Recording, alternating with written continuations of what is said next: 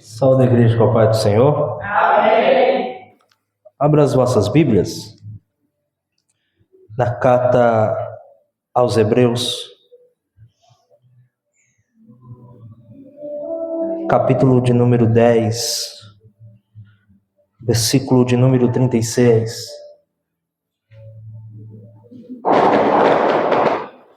Glória a Deus.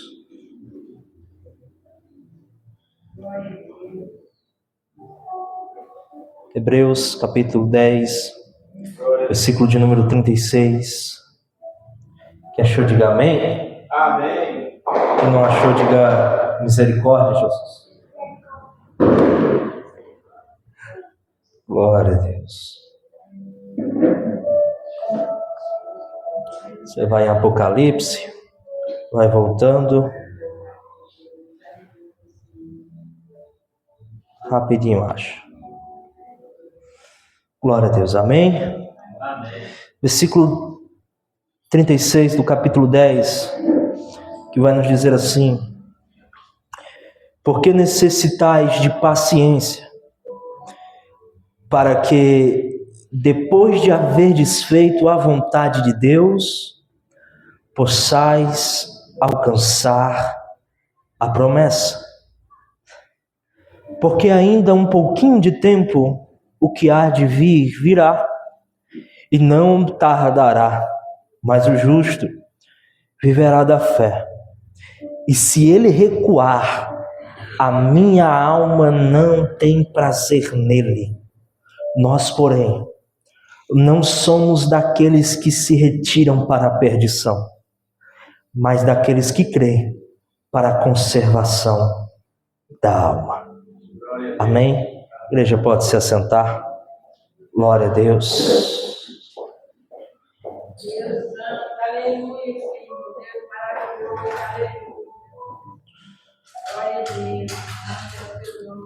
Hebreus é uma das cartas mais importantes do Novo Testamento,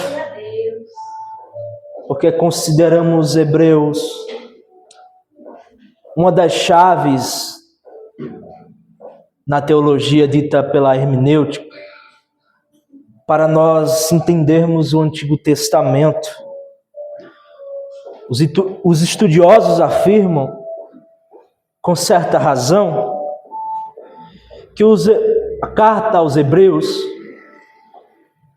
é o quinto evangelho, porque se os 4 evangelhos tratam da vida de Jesus, da sua caminhada, da sua crucificação, a ressurreição e a ascensão de Cristo, Hebreus trata do ministério celestial de Cristo, que ele continua fazendo como nosso sumo sacerdote. Porém, a carta aos Hebreus, no capítulo 10, ela vem com 3 tons, que se você ler, você vai perceber que ela vem com um tom de exortação, de advertência e de encorajamento ao povo de Deus. Quando nós chegamos no versículo de número 36, e a qual eu fiz a leitura, o que me paira uma pergunta, que será o desenrolar desta mensagem, é o porquê fazer a vontade de Deus? Vale a pena fazer a vontade de Deus? Romanos 12:2 diz que a vontade de Deus, ela é boa, perfeita e agradável. Então parece bom fazer a vontade de Deus? Sim. Porém, a vontade de Deus, ela nunca vai anular as dificuldades da vida. Porque entre o tempo da promessa e a tentação de desistir, existe algo que muitos de nós definem como processo. Que é o momento onde a gente decide fazer a vontade de Deus. E o que mais parece que nós vivemos são poços, prisões, dor e sofrimento. Porque em toda promessa que Deus faz, sonhos, chamada, há em nós uma expectativa de logo ver se realizar. Então toda a empolgação inicial é normal. E tudo o que Deus quer é que a gente venha crer. Não é somente crer no começo e duvidar no restante. É continuar crendo, independente da situação. O maior teste não é o começar, mas é continuar. Existe algo extremamente doloroso no processo da fé, que é esse intervalo entre a obediência e a manifestação da promessa. E é nesse espaço que muitos escolhem desistir. Porque começar é empolgante, começar é emocionante, começar empolga, começar nos deixa com tantas e tantas expectativas. Mas permanecer quando nada acontece é maturidade. Obedecer quando tudo faz realmente sentido é fácil. Obedecer quando parece tudo bem aos nossos olhos é fácil. Obedecer quando as peças se encaixam é bom. Mas obedecer quando o céu parece em silêncio é difícil. Quando as respostas demoram, quando o cenário contradiz a palavra que eu recebi, quando o que eu vejo é diferente daquilo que Ele me prometeu, quando em áreas da minha vida que Deus falou, você será abençoado, mas quando eu olho, eu me pergunto, pode vir alguma coisa boa dessas áreas? Isso exige uma profundidade em nós, porque Hebreus termina o capítulo confrontando uma geração cansada, gente perseguida, pessoas feridas, pessoas desgastadas, pessoas cansadas espiritualmente, pessoas que obedeceram, mas ainda estavam esperando.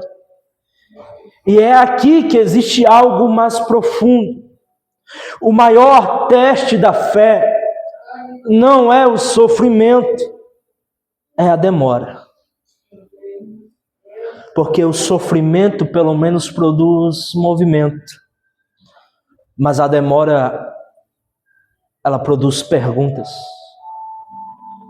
E quais perguntas são essas? Será que eu ouvi certo? Será que Deus esqueceu? Será que vale a pena continuar? Será que eu estou no lugar certo? Será que é isso mesmo que Ele quer que eu passe? E Hebreus vai responder de forma simples e clara: necessitais de paciência. Necessitais de paciência. Quando a gente pega no grego, a ideia aqui não é passividade, mas a ideia é resistência perseverante. É a capacidade de permanecer debaixo da pressão, mas sem abandonar a posição. A promessa existe sim, mas há um caminho entre a palavra e a manifestação. E esse caminho se chama vontade de Deus. Muita gente quer promessa, mas foge do processo. Quer o destino, mas rejeita a obediência. Quer colheita, mas abandona a permanência. Mas Hebreus ensina, neste capítulo, que não existe promessa sustentada sem perseverança, sem uma perseverança amadurecida. Não haverá como a promessa se sustentar de pé, sem que eu creia mesmo sem ver. O primeiro ponto dessa mensagem é que a vontade de Deus nem sempre é confortável, mas sempre é necessária. Depois de haveres feito a vontade de Deus. E isso confronta uma geração emocional, porque muitos confundem a vontade de Deus com conforto. Mas frequentemente a vontade de Deus é confronto. A vontade de Deus nos confronta, estica, quebra, trata, molda, transforma, muda caráter, muda rotas. A vontade de Deus confronta os nossos pensamentos. A vontade de Deus confronta a nossa carnalidade. A vontade de Deus confronta os nossos desejos. Jesus fez a vontade do Pai e encontrou a cruz. José fez a vontade de Deus e encontrou prisão. Daniel fez a vontade de Deus e encontrou uma cova. Paulo fez a vontade de Deus e encontrou perseguição e prisões. Obediência nunca foi garantia de facilidade. Mas um dia um profeta, certa vez, vai dizer para um certo rei que é melhor obedecer do que sacrificar. Porque por mais que a obediência seja difícil, mas a promessa foi uma garantia. Há processos que às vezes não fazem sentido emocionalmente, mas fazem sentido eternamente. Há processos que para nós não fazem sentido nenhum, mas há um Deus no céu que já está vendo você amadurecendo em cada processo. A vontade de Deus nem sempre será confortável para a carne, mas sempre será necessária para o propósito. Existem coisas que a nossa carne não quer passar. Não queremos passar por tais situações, por tais provações, por tais sofrimentos, por tais renúncias, porque não há conforto algum nisso. Há um confronto interno tão grande entre a carne e o espírito acerca da vontade de Deus. Há um confronto diariamente entre a carne e o espírito a respeito da vontade de Deus. Porque a carne não quer, mas o espírito diz que é necessário. Mas há um Deus que te diz essa noite: é necessário passar por isso, porque tem um propósito maior te esperando, te aguardando. Aleluia! Há um propósito maior.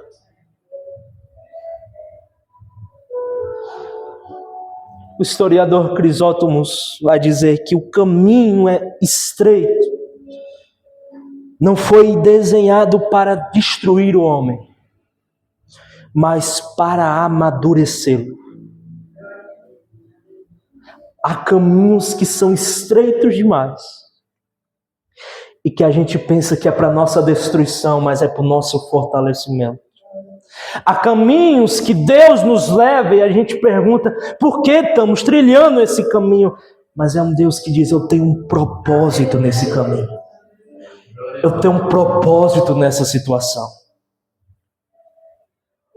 O segundo ponto dessa mensagem é: entre a promessa e o cumprimento existe o teste da paciência.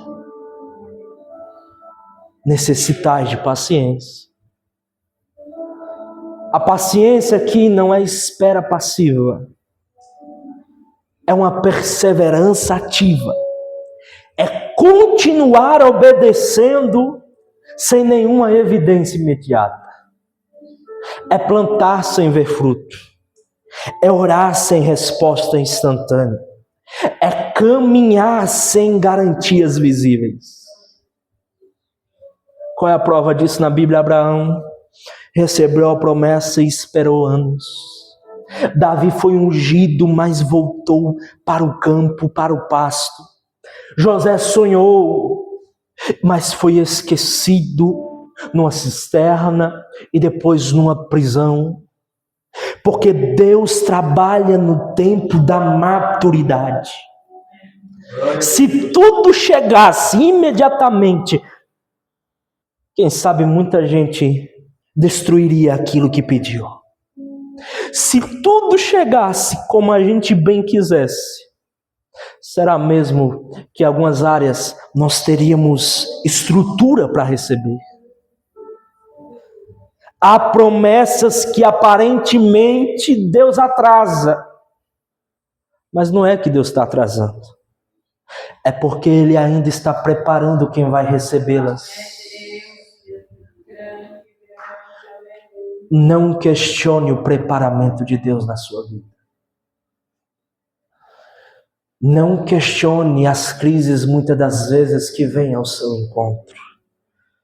É um Deus que está te preparando.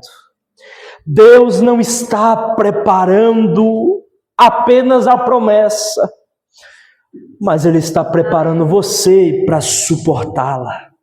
E eu não sei se você entende isso, mas com Deus é diferente. Com Deus é lapidação primeiro, promessa depois. Moldar primeiro, promessa depois. Quebrar primeiro, promessa depois. Transformar primeiro, promessa depois. Porque Deus prefere te preparar do que te perder logo após que você receber a promessa. Agostinho diz que a demora de Deus não é a ausência. Muitas das vezes é preparação. É um Deus que Ele não está ausente. É um Deus que está aí, do seu lado. Glória a Deus. Que está te preparando.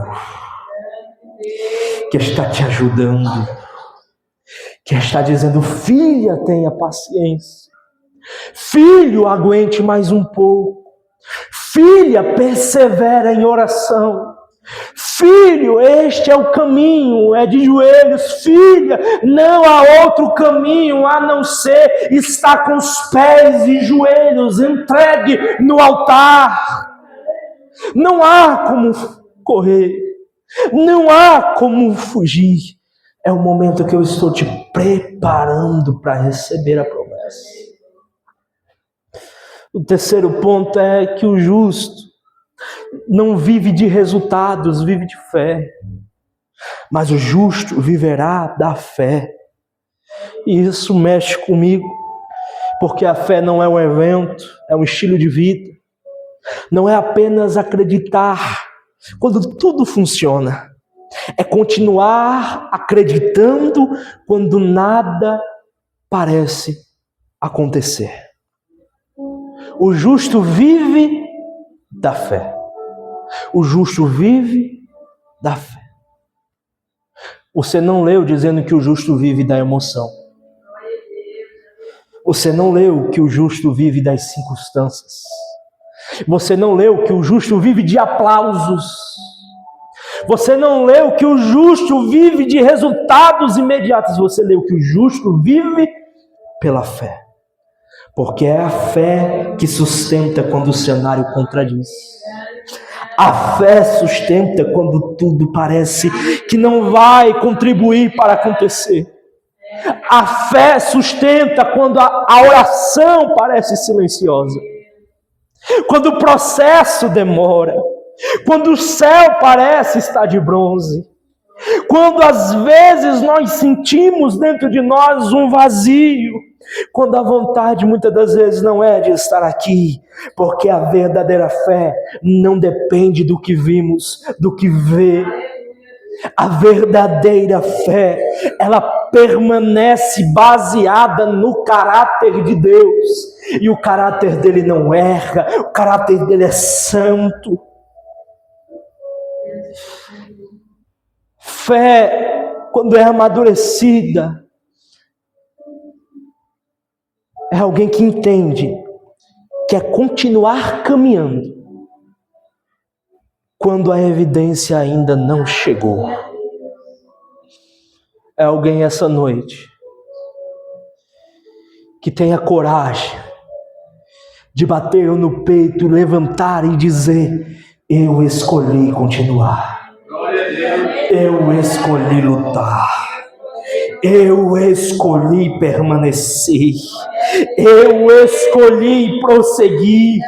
Porque eu não sei se daqui a pouco os céus se abrem em meu favor, mas eu não posso parar, eu não posso regredir, eu não posso retroceder.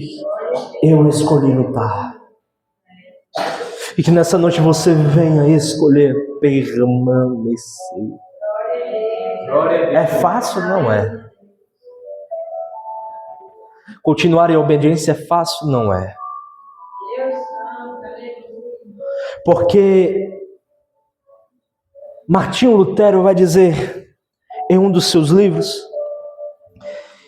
que a fé, ela pisa onde os olhos ainda não conseguem enxergar. E o que é isso? É porque a fé, ela é que sustenta um homem de uma maneira tão grande que pode não ter nada visível, mas eu tenho tanta fé nele, eu tenho tanta fé em Cristo, que eu caminho mesmo sem ter base que firma os pés. É igual Pedro, o discípulo Pedro que andou sobre as águas. Eu caminho mesmo sem ter algo que firma os pés, mas sustenta. E por que sustenta? Porque quando a base eu começo a decidir olhar para Cristo, a base aonde eu piso é a presença dele que vai sustentar. Glória a Deus. Quando eu começo a colocar a minha fé em ação, eu caminho mesmo sem ter chão. E sustenta. E sustenta. E sustenta. O quarto ponto é que retroceder sempre parecerá mais fácil, mas nunca será o caminho. O versículo 38 diz: se ele recuar, a minha alma não tem prazer nele. Tem dias que parece tentador. Retroceder parece tentador. Parar, voltar, desistir, negociar princípios, reduzir a intensidade, abandonar a posição. Mas Hebreus faz um alerta sério que diz: não recua. Porque o recuo raramente acontece de repente. Começa pequeno. Pequenas consecuções, pequenas distrações, pequenas desistências, pequenas incredulidades, pequenos pensamentos, até a alma perder a força. A obediência enfraquece, a paixão esfria, mas Deus nunca chamou você para viver voltando, retrocedendo ou desistindo. Deus te chamou para permanecer e avançar. Avançar. Avançar. O recuo quase sempre parece um alívio momentâneo, mas produz um vazio permanente. Quando eu escolho desistir, sair, abandonar, parar, no começo eu digo, ufa, ainda bem, parece que eu estou mais leve. Mas depois de alguns dias, começa um vazio tão grande dentro da alma. Um vazio que nenhuma outra coisa consegue preencher. E o que preenche é quando a gente reconhece. Aleluia, glória a Deus. E diz, eu errei. Mas eu volto para o caminho para trilhar aonde o Senhor quer. Quem abandona a corrida raramente percebe aonde começou a parar. Eu abandonei agora, mas os pensamentos de parar já estavam faz tempo. Não, eu escolho renunciar, parar agora, não fazer mais a vontade de Deus. Eu paro agora, mas já estava com esses pensamentos, não foi porque parou agora, mas já estava nutrindo esses pensamentos antes.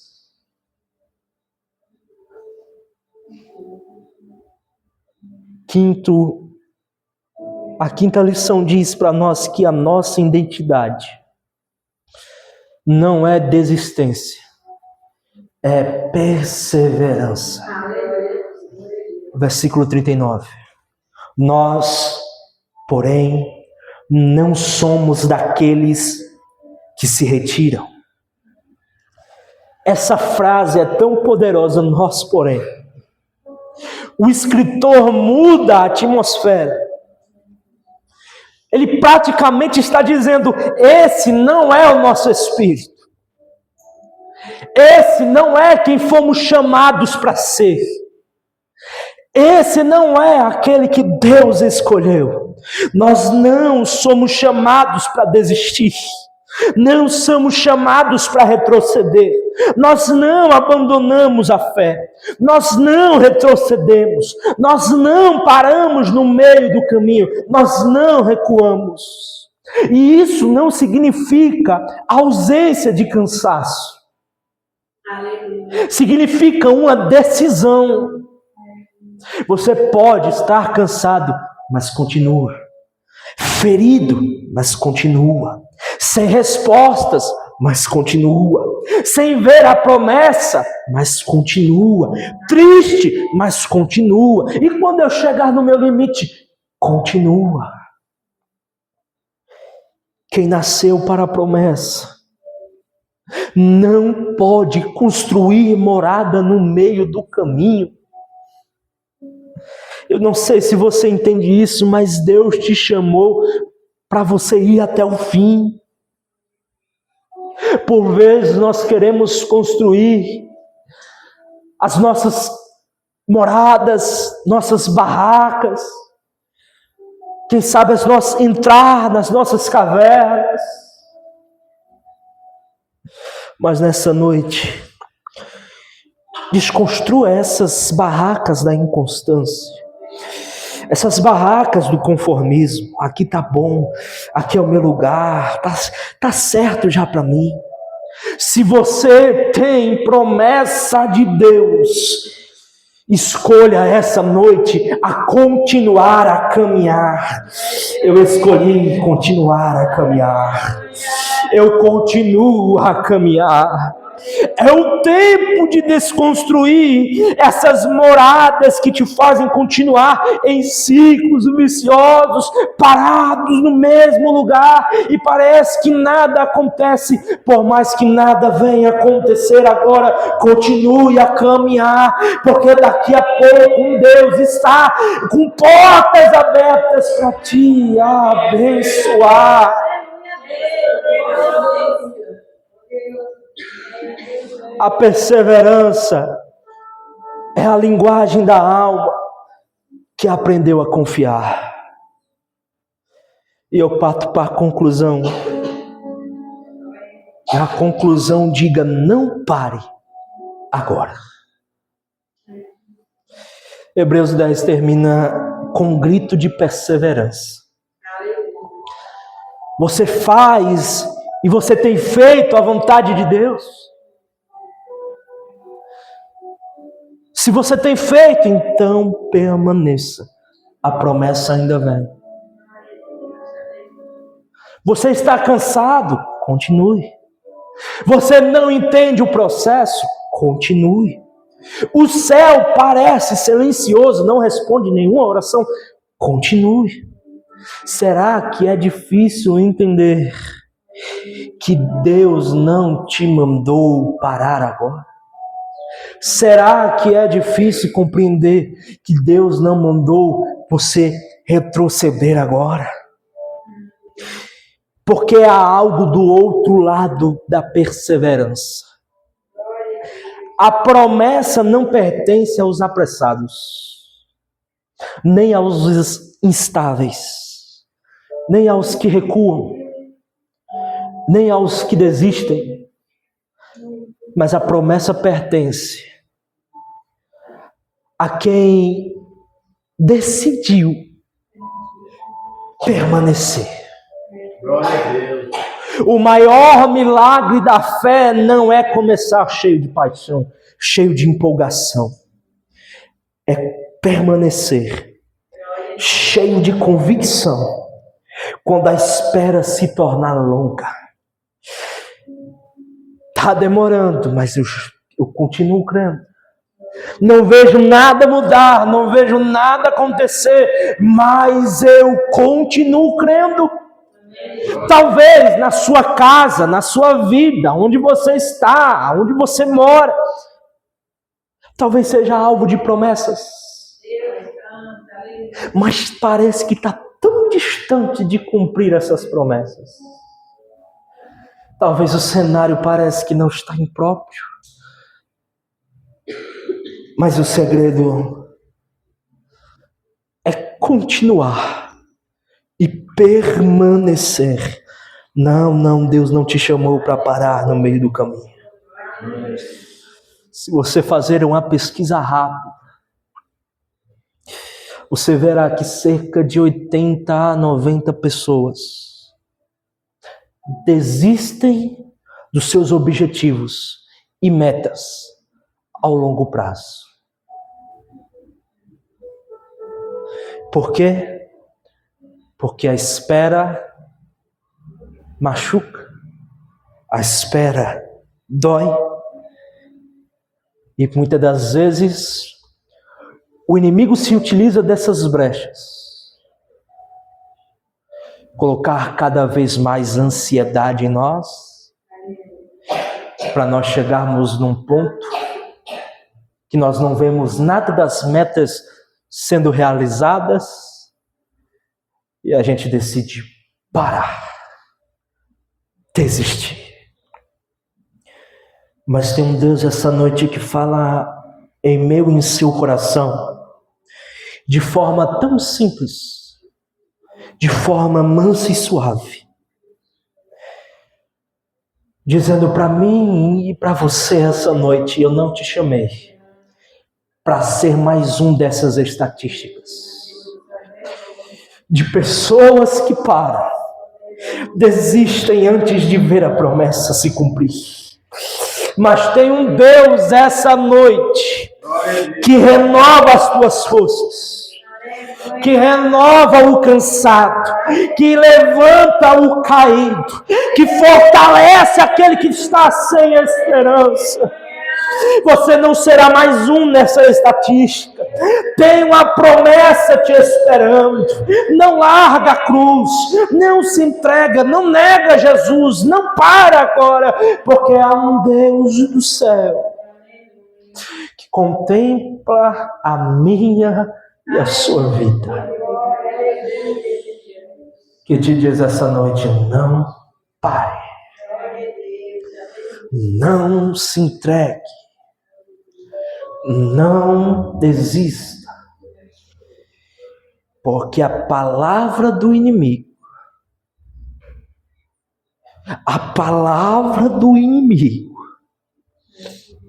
é que esse ano será mais um ano que tudo que você acreditou, botou no altar, será frustrado. Mas uma vez que você coloca no altar, não é você que se responsabiliza, é o Deus dos céus que se responsabiliza da minha e da sua causa. Essa palavra tem endereço essa noite, e eu creio